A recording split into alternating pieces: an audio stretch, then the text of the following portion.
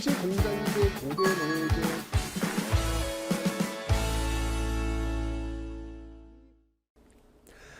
네, 안녕하세요 여러분들. 역사는 최태성 빵. 네, 여러분 혹시 그 용어 중에서 디아스포라라는 용어 혹시 아세요? 디아스포라. 뭐 대표적인 디아스포라가 있다면 이스라엘. 옛날에 유대인들이 자신의 그 땅 이스라엘을 떠나서 전 세계를 돌다가 다시 이제 이스라엘로 왔잖아요. 그 떠났던 이스라엘을 떠나 했던 어떤 그들의 모습들, 그걸 디아스포라라고 합니다. 우리나라 같은 경우에는 일제 강점기에 또 우리 한반도를 떠나가지고 만주, 뭐 미주, 일본 등으로 떠나 했던 자신의 어떤 고향과 자신의 어떤 그 본거지를 떠나 했던 그 상황을 디아스포라라고 합니다. 얼마나 힘들겠습니까? 불편했겠죠. 낯설었겠죠. 차별도 굉장히 많았을 겁니다.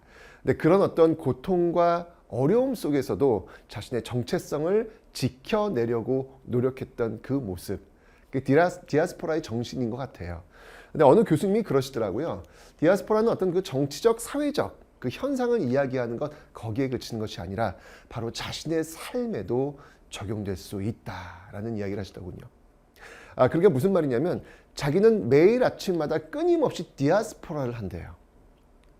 어제와 다른 이제까지 자신의 삶에 안주하고 있는 내 자신을 깨려고 하는 모습들, 거기서 나는 성장할 것이고 거기서 나는 발전할 것이고 거기서 나는 변화할 것이다. 그래서 나는 나의 삶 자체를 디아스포라 한다 라고 이야기를 하더라고요. 굉장히 와닿는 그런 말이었습니다.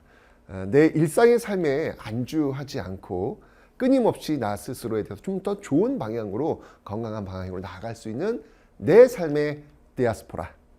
여러분 지금 한번 정해 봅시다. 네, 이 강의 하나 듣기 너무 힘들잖아요. 이제까지 그랬잖아요. 자, 이제 내려놓으시고, 네, 오늘 이 시간만큼은 이제까지 여러분들이 공부했던 그 모습과는 전혀 다른 디아스포라 공부법 시작해 보도록 하겠습니다.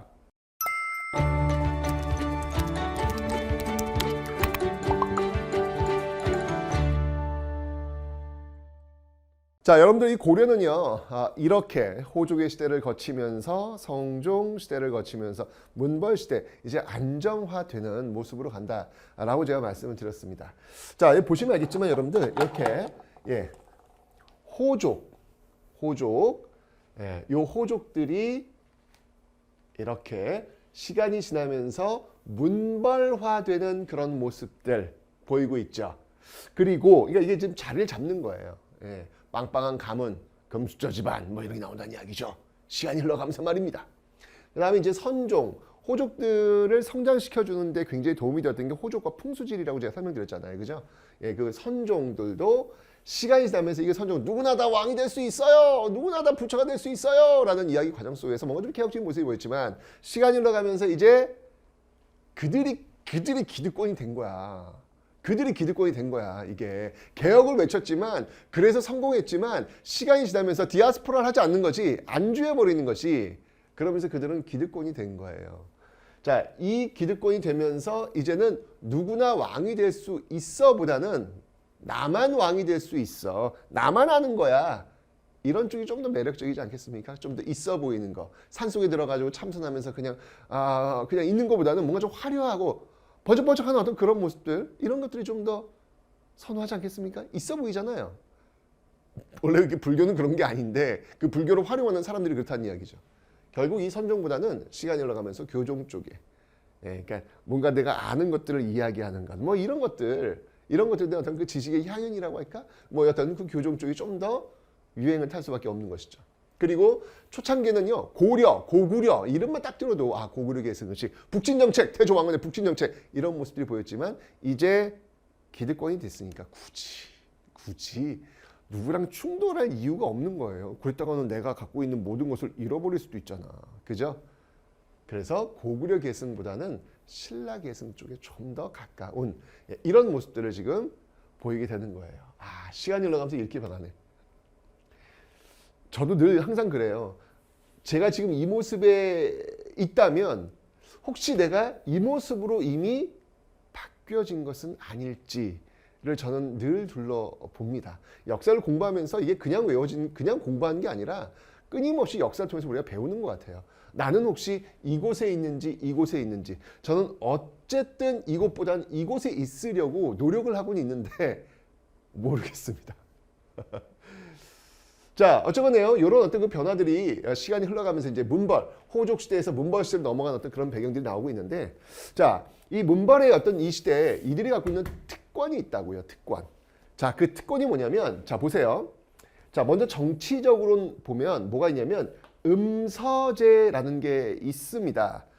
어찌 본다면 이 음서제는 뭐 골품제의 고대 골품제의 어떤 그 유사한 어떤 폐쇄적 신문제도의 어떤 그 모습의 영향을 어느 정도 받은 그런 모습들이 아닐까라는 생각이 드는 거예요. 이 음자가 뭐냐면 왜 그 조상의 음덕을 받아, 조상의 어떤 그 영향을 받아 라고 하는 거예요. 이 조상의 영향을 받아서 오품이상 그 집안에는요 과거 시험을 보지 않고 광종대 과거가 처음 도입됐잖아요. 이제는 과거 시험을 통해 가지고 관직에 올라가야 되는데 과거 시험 보지 않고도 관직에 올라갈 수 있는 공무원이 될 수 있는 길이 열리는 거예요. 여러분들 요즘 20대 청춘분들 굉장히 예민합니다. 이 공정이라고 하는 이 단어에 굉장히 예민하잖아요. 그런데 우리 아빠가 고위 공무원이야. 근데 그 아들은 고위 공무원이라고 해가지고 공무원이 그냥 시험 보지 않고 합격했어. 야, 이거 거의 정권 교체 수준까지 갑니다. 이렇게 되면요. 난리가 날 거예요, 난리가. 그죠? 근데 이게 이 당시 가능했다는 이야기예요.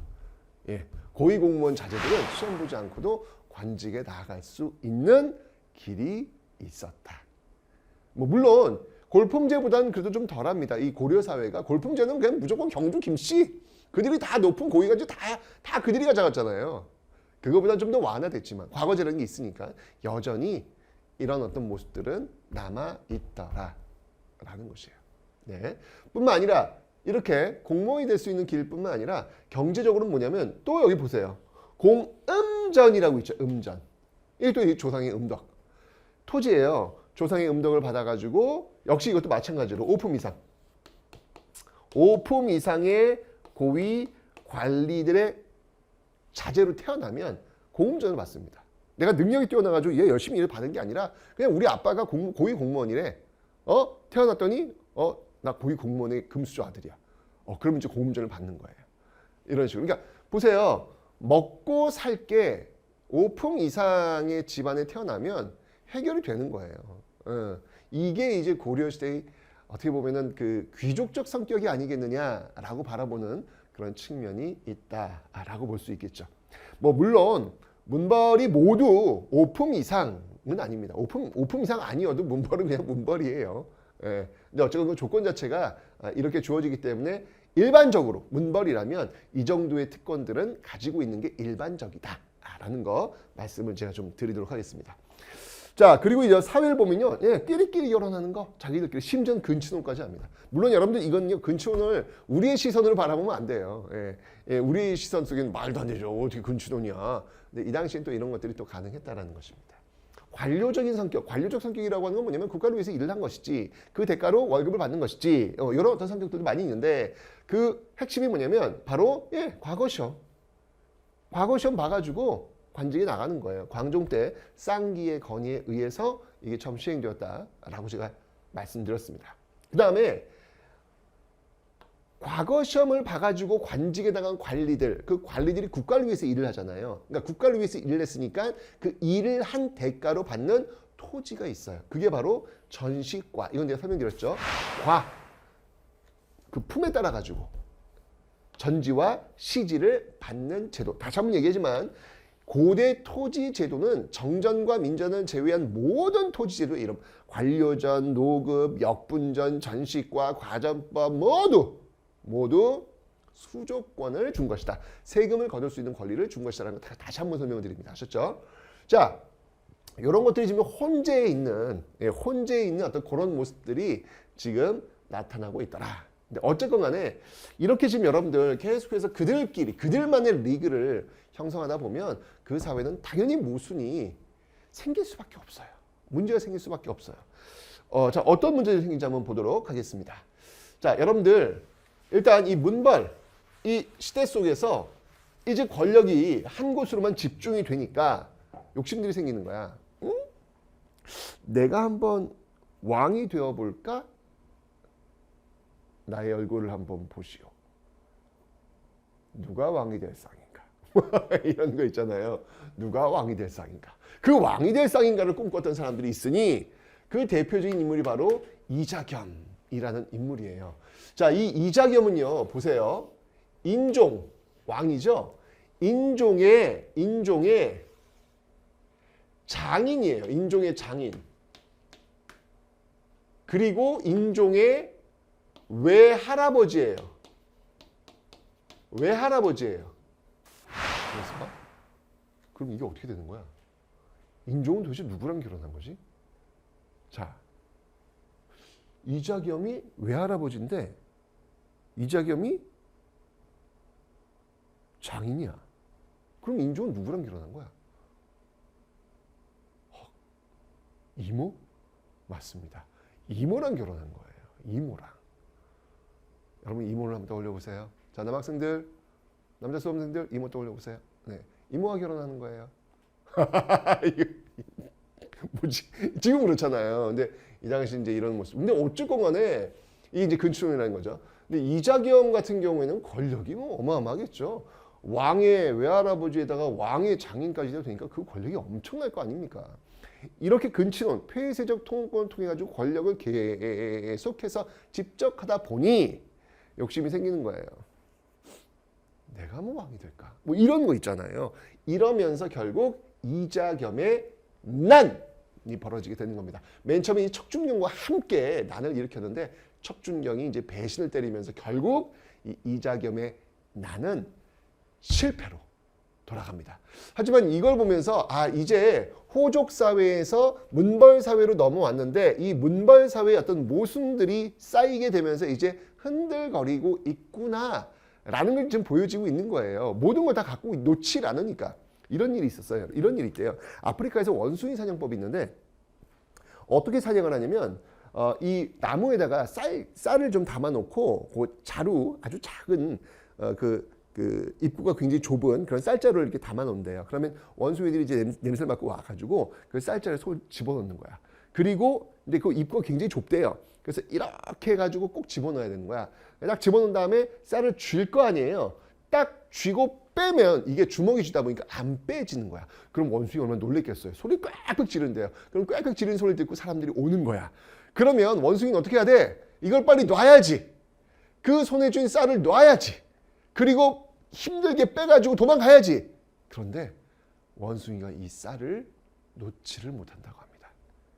그냥 이걸 쥐고 계속 흔들다가 결국 사람에게 잡혀 죽임을 당한다고 합니다.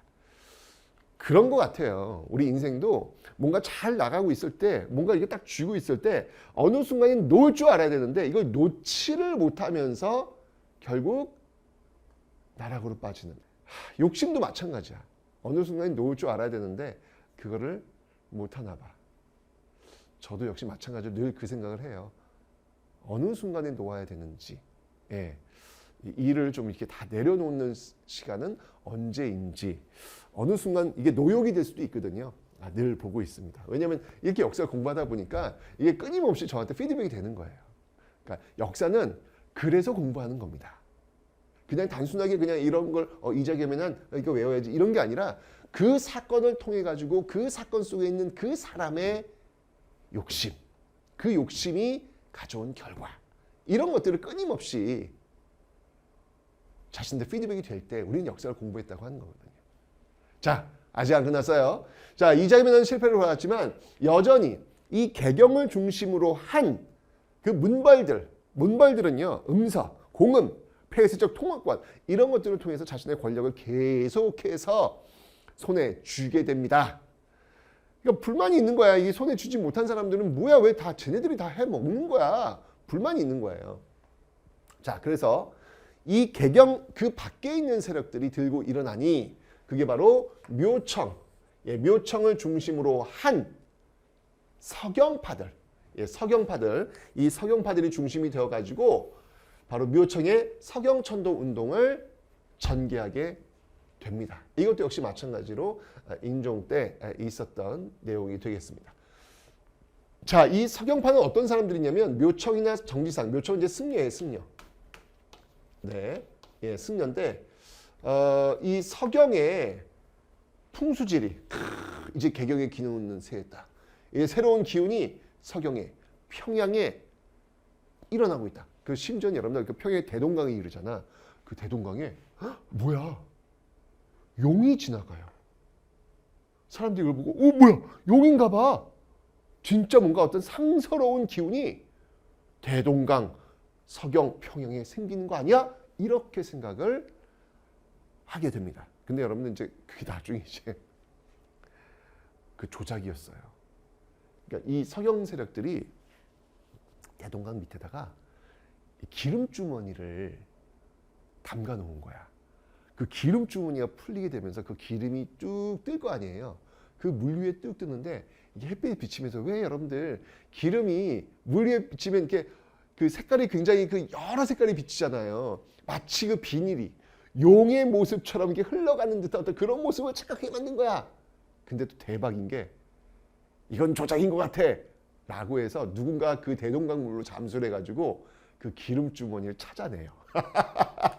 이 당시도 참 사람들이 뭐 우리 때나 이때나 뭐 다 비슷한 것 같아. 그죠? 예. 어쨌건 그런 어떤 일이 있었습니다. 어쨌건 이 서경천도 운동 불교 승려니까 불교와 풍수지리설을 이용해 가지고 나왔는데요. 예, 고구려 계승 의식 있습니다. 그러니까 서경은 어디예요? 고구려 장수왕 때 고구려 도읍이잖아요. 평양. 그죠? 예. 고구려 계승 의식 당연히 있는 거예요. 자주적입니다. 그리고 당시 금나라 당시 이게 왜 배경이 뭐였냐면 이제 다음 시간에 설명드리겠지만 여진족이 세운 금나라가 사대를 요구하고 있는 시점이었어요. 야 고려 우리 금나라한테 너희들이 섬겨야 되겠어. 조공 바쳐. 이게 얘기를 하는 거예요. 그때 어떻게 해야 되느냐. 그 집권 세력들은 제가 얘기했잖아요. 굳이 싸워서 내가 갖고 있는 것들을 잃어버릴 이유가 없잖아요. 그래서 그 당시 집권 세력들은 그냥 원하는 대로 해주자 뭐 이런 어떤 생각이었단 말이야. 근데 이 서경 세력들은 고구려 계승 의식 그죠? 다르잖아. 금정벌을 주장하고 있더라 라고 합니다. 금국정벌 금을 공격하자 뭐 이런 어떤 주장을 하고 있는 모습들. 자, 이런 어떤 서경파를 진압한 세력이 누구냐면 당연히 개경 세력들이죠. 그 선두에 섰던 인물이 누구냐면 바로 김부식입니다. 김부식 하면 어떤 사람입니까? 현존하는 우리나라에서 가장 오래된 역사서라 할 수 있는 삼국사기를 저술했던 그 인물 아니겠습니까? 그 김부식이 중심이 되어가지고 이 서경 세력들을 진압하게 됩니다. 김부식은 유학자라고 제가 앞에 설명드렸죠. 보이는 것만 쓴다. 보이지 않는 것, 기적적인 것 이거 쓰지 않는다. 단고는 그래서 빠진 것이다. 라고 설명드렸습니다. 유학 세력들. 자 여기는요. 당연히 신라, 계승, 의식 뭐 김씨, 경주 김씨입니다. 김부식도요. 예? 그래서 신라, 계승, 의식적인 어떤 모습이 있었고요. 예, 금에 사대하는 모습들, 금에 사대하는 그런 모습들이 있었다라는 것이죠. 예, 결국은 이 개경파의 공격에 의해서 이 묘청의 서경천도 운동 역시 실패합니다. 근데 이 문제의 본질은 뭐냐면 이렇게 개경 세력들이 자신들의 권력들을 꼭 쥐고 손에 꼭 쥐고 이걸 놓지 않았기 때문에 주변 세력들은 당연히 불만을 가질 수밖에 없는 거죠. 이런 모습들이 지금 나타나고 있는 모순적 상황이 지금 나타나고 있더라. 그래서 이런 현상들을 나중에 일제강점기 때 이 역사학자 신채호라는 인물 나중에 배울 거예요. 이 신채호의 그 저서 중에서 조선사 연구초라고 있어요. 이 조선사 연구초에 뭐라고 썼냐면 그러니까 신채호가 봤을 때 왜 우리가 일제강점기가 되었을까? 왜 우리가 일본의 식민지가 되었을까? 그 이유를 거슬러 올라가 보니 조선시대 때 그 문약한 유학자들이 있었다. 그러면 이 조선시대 이 500년을 이끌었던 문약한 유학의 출발은 또 언제냐?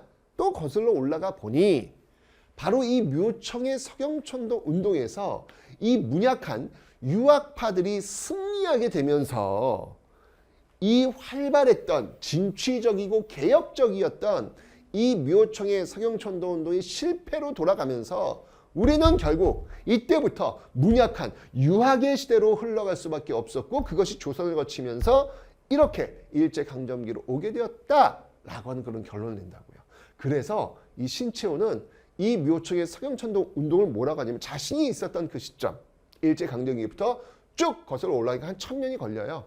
그래서 뭐라고 하냐면 조선 역사 1000년내 제1대사건. 예, 조선 역사 1000년의 제1대사건. 이렇게 규정을 하고 있더라라는 것이죠. 기억해 두시고요. 그러니까 계속해서 모순은 쌓이는 거야. 이 개경 세력들이 이렇게 권력을 장악하니까 계속해서 모순은 쌓일 수밖에 없는 거야. 모순이 쌓이다 보니까 어떤 일이 벌어지냐면 이제는 완전히 그냥 아나무인격이 돼요. 이 김부식의 아들이 누구냐면 김돈중이야. 아버지가 이렇게 어쨌건 반란군을 진압했단 말이에요. 얼마나 빵빵하게 잘 나가겠어요. 그죠? 그러니까 그의 아들이 기고만장해진 거야. 자식들이 조심해야 돼.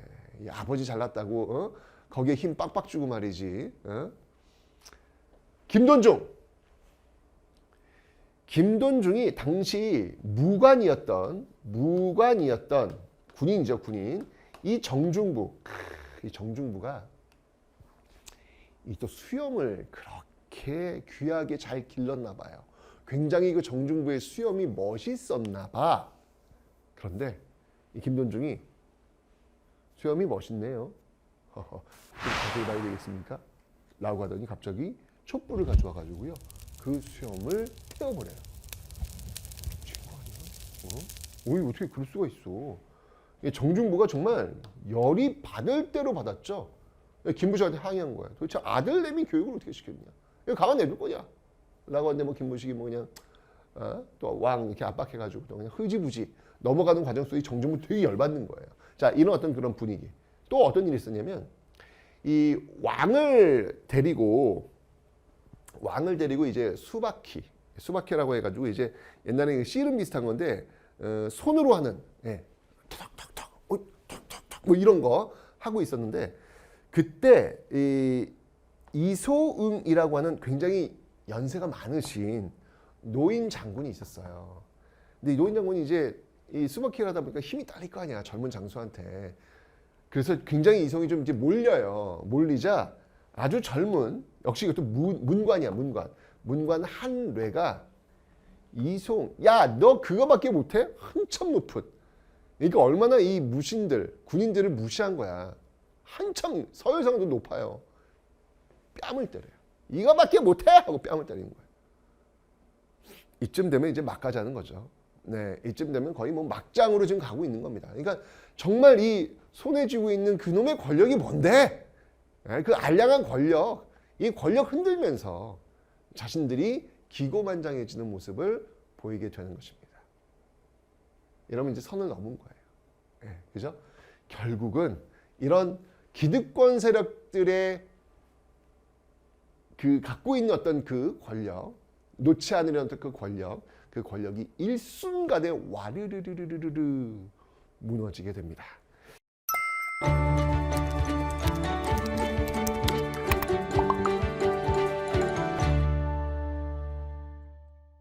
자, 그 무너지게 되는 그 모습을 한번 보도록 하죠. 그 무너지게 되는 그 모습이 바로 고려시대를 두 시기로 나눌 수 있다라고 이야기했던 1170년에 있었던 바로 무신정변이 되는 겁니다. 이때 왕은 이제 의종이에요. 이때 왕은 이제 의종인데 무신정변이 1170년 일어나게 되면서 이 무신정변 이제 이 이의방과 정중부가 중심. 아까 정중부 이게 수염 불태워 열받고 있다 그랬잖아. 결국 이 이의방과 이 정중부라는 인물이 중심이 되어가지고 들고 일어나게 되는 것이죠. 그때 이제 나왔던 구호가 뭐냐면 이 문관의 모자를 쓰고 있으면 누구나 다 죽여라 라고 이야기를 해요.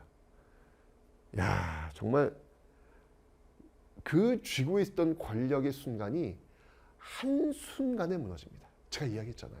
원숭이들 그 쌀을 놓으면 되는데 이걸 놓지 못하다 보니 마음껏 나무와 나무를 뛰어다니면서 자유를 누릴 수 있었던 그들이 순식간에 인간에게 잡혀서 죽임을 당하더라 라고 이야기했잖아요. 놓으면 되는데 똑같아요. 이 당시 어떤 권력을 쥐고 있었던 도병마사를 중심으로 해서 권력을 장악하고 있었던 이 문신들은 결국 그 기득권을 계속 유지하려는 욕심 때문에 결국 이 무신들에 의해서 죽임을 당하게 됩니다. 이러면서 이제 문벌 시대가 갑자기 무너지게 되는 거예요. 갑자기. 완전히 역사의 한 장면이 바뀌게 되는 것이죠. 자, 그러면서 시작이 1170년 고려 후기로 넘어오는 거예요.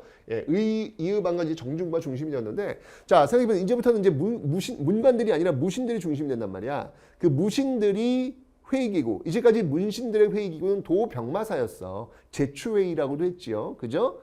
그런데 이제 문신들이 죽었단 말이야. 그럼 이제 그 회의기구는 운영이 되지 않지. 이제까지 유명무실했던, 문신시대에 유명무실했던 무신들의 회의기구, 뭐가 있다 그랬지 얘가? 도병마사 말고 또 뭐가 있다 그랬잖아요. 중방이 있다 그랬잖아요. 이젠 그 중방이 제 역할을 하는 거죠. 왜?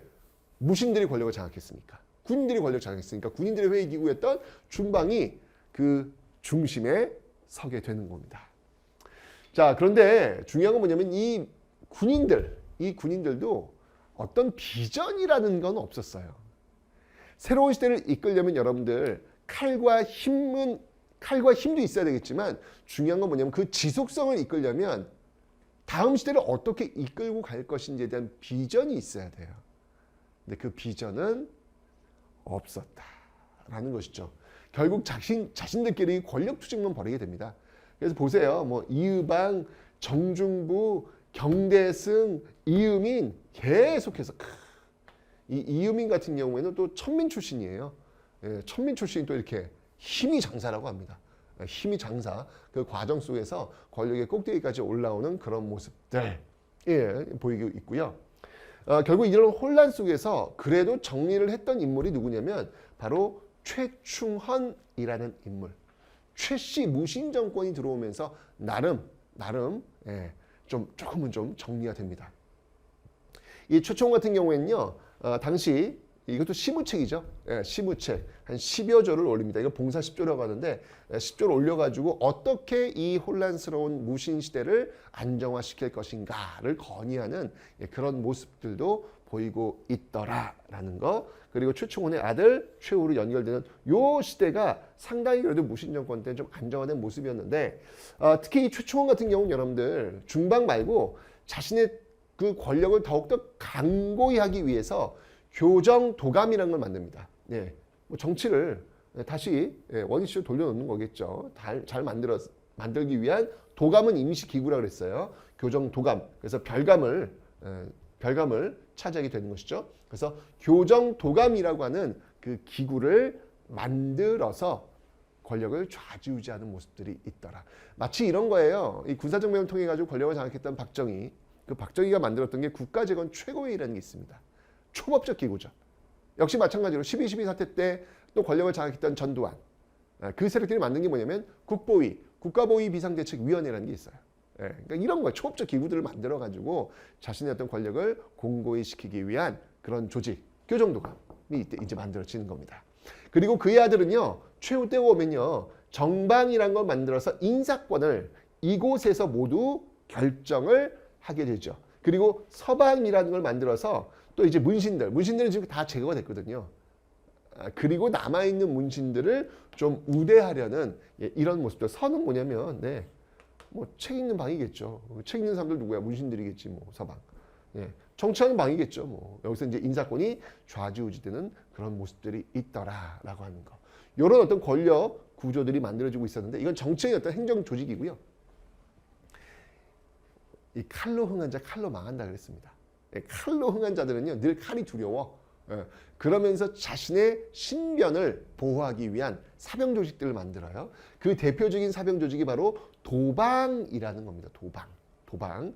근데 도방이라는 게 이제 잠깐 없어졌다가 다시 최씨 무신 정권이 나오면서 만들어져요. 다시 만들어졌다가 심지어 최후 같은 경우에는요 야별초라는 걸 만듭니다. 요 야별초가 그러니까 밤에 순찰하면서 치안을 담당하는 어떤 그런 조직이라 보면 되는데 사병 조직이라 볼 수 있는데 요 야별초가 이제 나중에 삼별초로 이제 발전을 하게 될 겁니다. 삼별초. 그래서 이런 어떤 시스템들을 이 무신들은 가지고 있었다라고 하는 거. 그러니까 전반적으로 볼 때 이 무신들은요, 뭔가 어떤 새로운 시대를 이끌 수 있는 어떤 그런 비전이라고 할까? 그런 힘은 없었던 것 같아요. 그래서 급조해서 만든 어떤 이런 행정 조직들을 갖고 또는 사병 조직들을 갖고 버텨내는 어떤 그런 모습들이 아니었을까라는 그런 생각이 드네요. 혼란기였다는 이야기입니다. 자, 그래서 이 무신정변기에는요, 이 모습을 바라보면서 뭔가 여전히 안정화된 모습이 아니잖아. 그지? 이런 과정 속에서 기층민들도 들고 있는. 왜냐면 뭐야? 유민? 이거 초민 출신인데 이게 지금 권력을 장악한 거야? 뭐야? 무신들이 지금 어쨌건 권력을 장악한 이 문신들을 친 거야? 이거 하국상 아니야? 이거 쿠데타잖아. 그래? 그럼 우리도? 라고 하면서 기층민들 역시 저항의 대열에 나서게 되는 겁니다. 자, 이 무신정권에 정말 기층민들의 저항이 많았어요. 자, 어떤 저항들이 있었는지 한번 살펴보도록 하겠습니다. 자, 먼저 여러분들 기층민뿐만 아니라 일단 문신들이 지금 무신정권에 쫓겨났잖아. 그러니까 그 문신들 역시 저항을 합니다. 그 대표적인 인물이 바로 김보당이란 인물이에요. 김보당. 그다음에 조위총이란 인물들. 다 문벌들에 해당하는 어떤 그런 세력들인데, 김보당이 이제 그 당시 이제 일을 하고 있었던 곳이 어디였냐면 동계였습니다. 동계. 여러분들 오도 양계, 북계와 동계 아시죠? 그 동계 쪽에서 근무를 하다가 여기서 들고 일어나게 되는 것이고, 조이총 같은 경우는 어디서 근무를 하고 있었냐면 서경이에요. 서경. 서경에서 또 들고 일어나는 모습들. 그래서 김보당, 조이총 다 개경파들이에요. 개경파들. 근데 이제 근무지에서 들고 일어나는 어떤 모습들이 있더라. 김보당과 조이총의 난. 이게 지배층의 어떤 저항들. 그러니까 이 문신들의 어떤 저항들이라고 보시면 되겠습니다. 자, 그리고 기층민들의 저항은 뭐가 있냐면요. 망이 망소이의 난, 공주 명학 소. 소라고 하는 곳은 여러분들 그 속군, 속현, 향, 부곡, 소가 있다 그랬죠. 향, 부곡, 소는 어떤 곳이냐면 특수행정구역이에요. 향과 부곡은 농사를 짓는 사람들이 주로 모여 있고요. 소는 물건을 만드는 사람들이 주로 모여 있는 특수행정구역이 되겠습니다. 예. 이 곳 중에서 공주에 있는 명학소라는 곳이 있었나 봐. 이 소에서 망이와 망소이가 들고 일어나는 것이죠. 자, 여러분들 공주 기억해 두세요. 공주라고 하면은 사비백제 그 이전에 웅진백제, 바로 공주, 백제의 수도이기도 했고요. 그 다음에 이렇게 공주 명학소 일어나기도 했고, 이렇게 소에서 망이망소이난이 일어나기도 했고요. 나중에 이제 여러분들이 여기서 동학농민 운동 때 우금치 전쟁도 여기서 벌어집니다. 그러니까 한 지역에서 벌어졌던 역사 사실들을 좀 여러분들이 정리를 좀 해놓으실 필요가 있다라는 것이죠. 그 다음에 이쪽은 이제 경상도예요. 경상도 쪽에서 김삼이 효심의 난도 일어났고요. 그 다음에 이제 좀 이게 순서로 본다면 맨 마지막에 이제 만적의 난. 만적의 난. 요건 이제 정말 이 개경에서 일어난 건데요. 개경에서 만적이라고 하는 인물. 이게 이제 보시면 알겠지만 여러분들 이게 어느 시점은 언제냐면 최충원 때.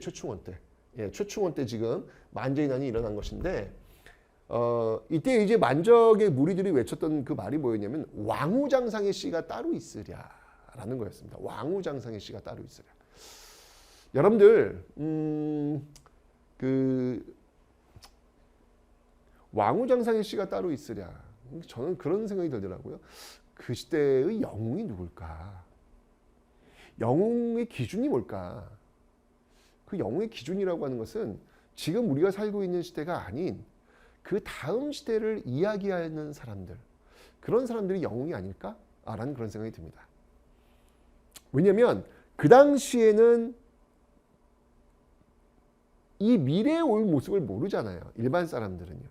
그죠? 근데 만적 같은 경우는 왕후장상의 씨가 따로 있으랴라고 이야기했단 말이죠. 평등사회를 이야기한 거예요. 그 당시에 노비를 태어나면 억울할 것 같아요? 그렇지 않아요. 신분제에서 노비를 태어난 사람들은요, 그게 너무 당연한 걸로 생각을 합니다. 이게 부당하다고 생각하지 않는다고요. 왜? 노비니까.